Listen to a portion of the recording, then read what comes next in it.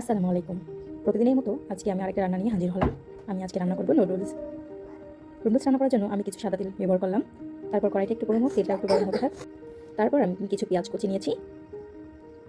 তারপর একটু মরিচ কুচি নিব পরিমাণ মতো। তারপর বেশ কিছুক্ষণ নাড়াচাড়া দিয়ে এটা ভালো করে একটু ব্রাউন কালার হলে বেশ কিছুক্ষণ নাড়াচাড়া দিতে হবে। তারপরে আমি এখানে একটু চিংড়ি মাছ নিয়েছি। চিংড়ি মাছগুলো আমি দিয়ে দিলাম। তারপর একটু আলু কুচি দিয়েছি।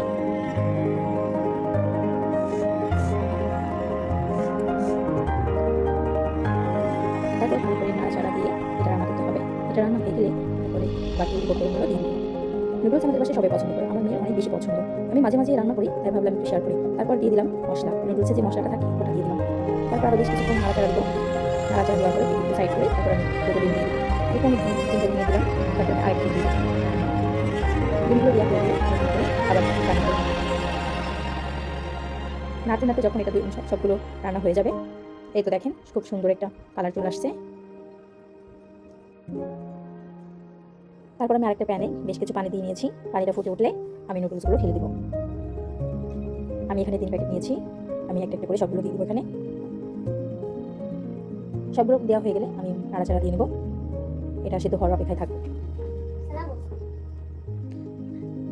তারপর আমি এটা ভালো করে নাড়াচাড়া দিয়ে নেব। এটা রান্না হয়ে গেলে নামিয়ে ফেলবো। এই তো আমি আরেকবার উঠে আরেকবার নাড়াচাড়া দিব। ভালো করে নাড়াচাড়া দিয়ে এটা সিদ্ধ করে নিতে হবে। বেশ কিছুক্ষণ রাখার পরেই তো আমার নুডলসটা সিদ্ধ হয়ে গেছে। এখন আমি এটা ঠান্ডা পানি দিয়ে ধুয়ে নেব, তাহলে নুডলসটা ঝরঝরে থাকবে। আমি ঠান্ডা পানি দিয়ে তারপরে ধুয়ে নিয়েছি।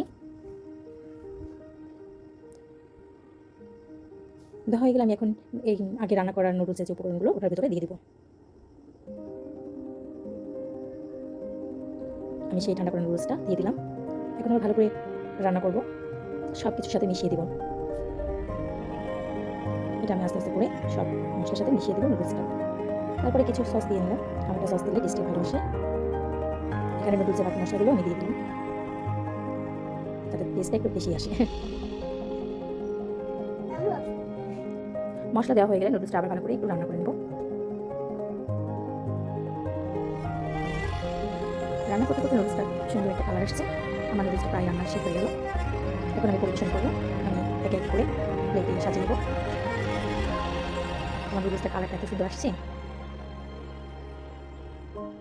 উপর দিয়ে একটু সস ছিটিয়ে দেবো। এই তো আমার নুডলসটা রান্না একদম কমপ্লিট। খেতে অনেক মজা হয়েছে। আমার মেয়ে তো সবগুলো নুডলসই শেষ করে ফেললো। আমি ভয়েস দিতে দিতে আমারও মুখে পানি চলে আসছে। আপনারাও ট্রাই করবেন বাসায় একবার এরকম নুডলস রান্না করার জন্য। আল্লাহ হাফেজ।